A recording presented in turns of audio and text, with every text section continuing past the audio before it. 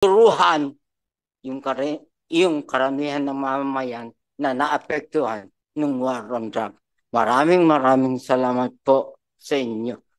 Pasensya na po sa aking mga. Salamat po. Naintindihan po namin kayo at salamat po sa inyong totoo sa amin. Attorney, go ahead and you please call the other.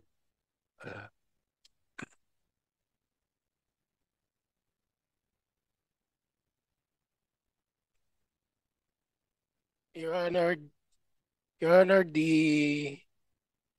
the wife and the mother of the Bonifacio victims who were recently, where the four police officers were recently convicted, Your Honor, is going to say something.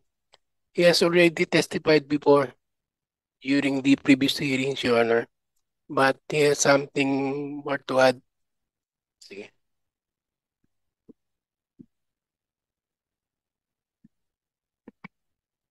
Magandang umaga po sa inyo lahat. Ay, hapon po. Ang tanong ko lang po, bali nung June 18 po na-convict yung natulan po yung 4 na kapulisan.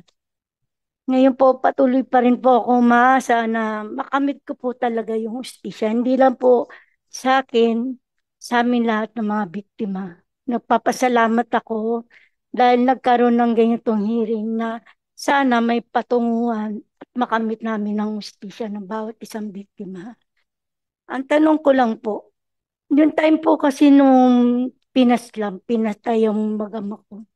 Yung time po noon, yung anak ko po, anak ko pong dalaga, binitbit po ng mga pulis sa van.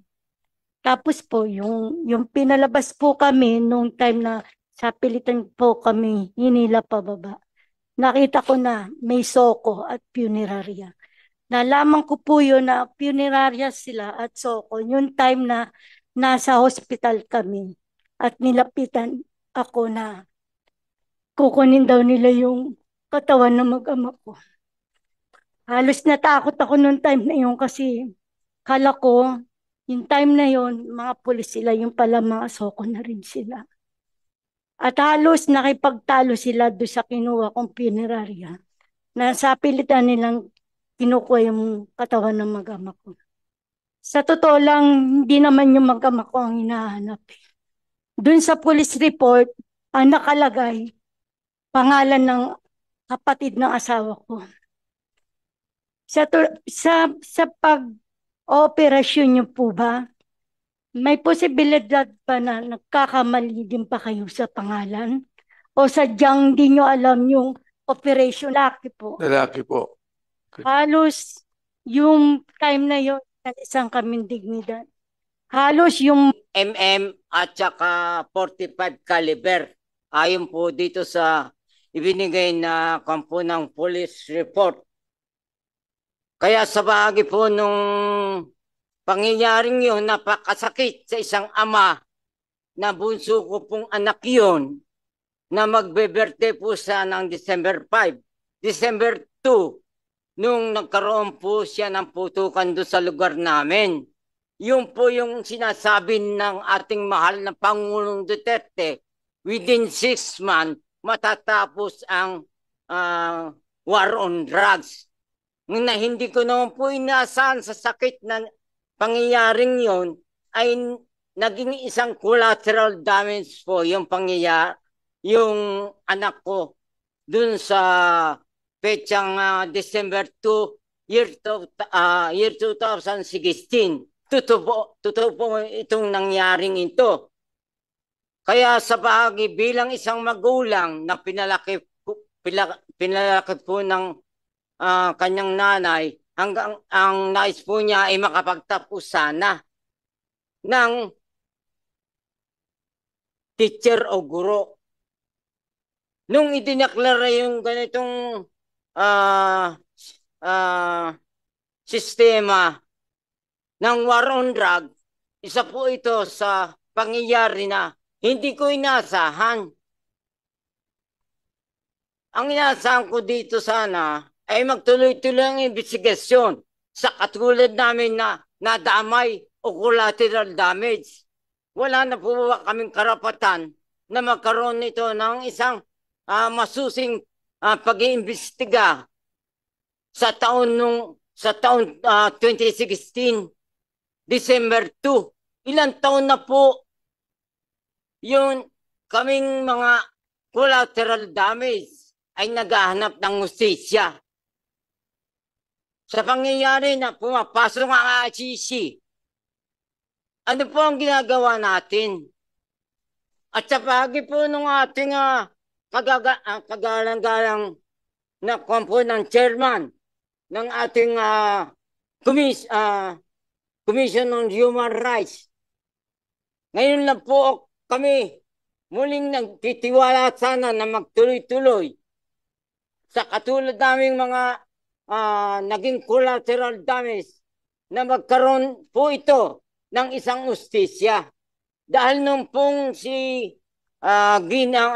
ating Commission Rights noong 2016 ay lalapit po sana namin ito noong December na yon. Nagkataon po na kinaharap po niya yung isang mabigat na problema. At doon na po kami unti-unting nawala ng pag-asa na magkaroon ng hustisya. Sa ganitong pangyayari pong ito, yung pag-report po ng police report nung December 5, dalawa po on the spot ay namatay. Yung isa ko pong anak na si Lenny Balyo nakatakbo po sa loob. Ngayon sa bahagi po nung natapos yung puto kang yun, inuulit ko sa inyo, inaano ko po sa lahat ng kapulisan ito, nirirespeto po namin kayo, ang pamilya Bailon. Pero nangyari po ito with vigilantes na riding in tandem na sinasabi natin na kumisan sa ating mga radio, sa ating television, mabuti pa nga yung mga riding tandem, tumutulong sa inyo. Pero anong ginagawa sa aming mga naapektuhan? Pangunahin sa aming collateral damage. Ganun lang po ba kasimple? Mahirap po sa isang ama na pinalaki po namin yung aking anak. Na hanggang ngayon naghahanap po kami ng hustisya. At sa bahagi po ng human rights, nagpaabot din po kami ng complaint. Nung nakaraang po, November 9, year 2022, nakarating po yung aking complaint sa human rights. Hanggang ngayon, wala din pong response na nakikita ko. Kaya yung bahagi po nung ganitong problema sa amin, ito po ba yung iniwanan ng ating war on drugs na lilinisin? Ultimong mga gumagamit ng gamot na droga, ultimong mga sumisingot. Pero yung anak ko, kailan po, hindi kami nasasangkot sa ganitong war on drugs. Ilan pa po bang mga katulad ng edad ng anak ko na samantaong kulang, magbe-birthday siya ng December 10. Bigla na lang binuluga nung pang-anim na buwan na sinasabi nung ating kagalang-galang na Pangulo na nilinisin ng droga. Pero sino po ang nasalanta? Iginagalang po namin yung matataas na kapulisan. Iginagalang po namin yung mga nag-iimbestiga sana sa Caloocan. Pero ano nangyari?